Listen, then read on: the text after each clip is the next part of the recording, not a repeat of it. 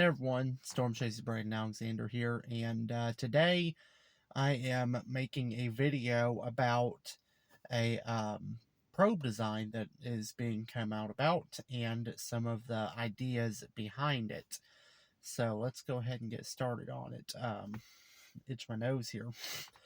So back at some point last year, me and Dylan Mashler, which Dylan, congratulations on your upcoming graduation. I'm very excited for you, bud.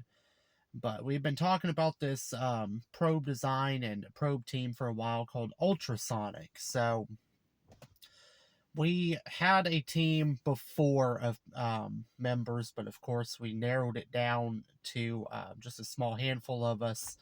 That way we can make sure we're getting more efficiency and safer members.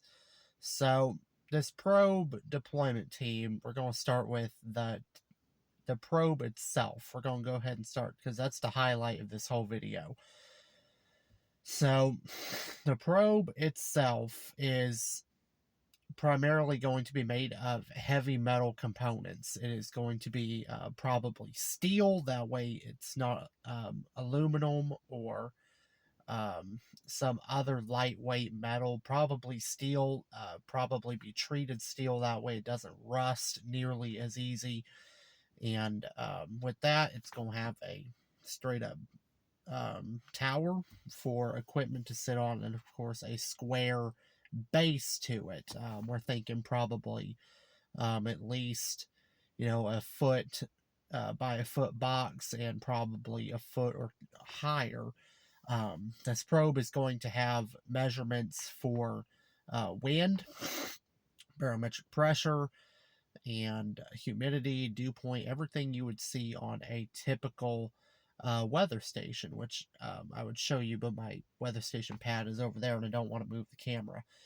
But what's most important about this is it is going to be focused on measuring the sound that is developed before a tornado potentially drops, which is going to be very important.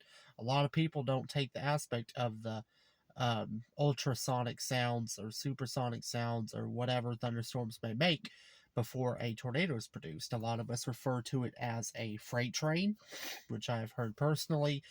That is where the wind is moving at such a rapid rate you can actually hear it spinning in the atmosphere as it's getting ready to drop.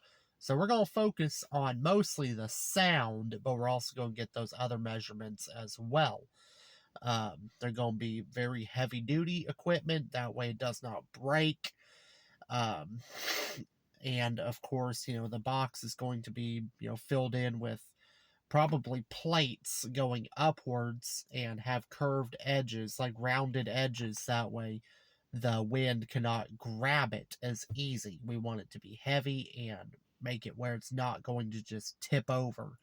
So maybe add some sandbags inside that whenever we do deploy it with a open underside to put sandbags in. But with that, we're going to deploy in front of thunderstorms, and they are going to get sounds and other measurements as the thunderstorm passes over and develops, which is going to be very important. We want to have several of them. We're going to actually have the first one built this year, so it's going to be very exciting. With the team, right now, there's probably going to be just one or two deployment vehicles, me and maybe another one, but I want to have a full crew in this vehicle, engineer in the back seat, passenger, and then me driving this vehicle to deploy these probes. So real big deal. I'm just making this very simple. But that with the team aspect, we want to have the safest team, we want to have the most efficient team, we want to have the best team. That includes communications, radar, positioning, and anything that may get us in that track of thunderstorms. So the probes are going to be built. They are coming. They're going to measurements of the atmosphere. So, and that's a little bit about that. It's pretty simple.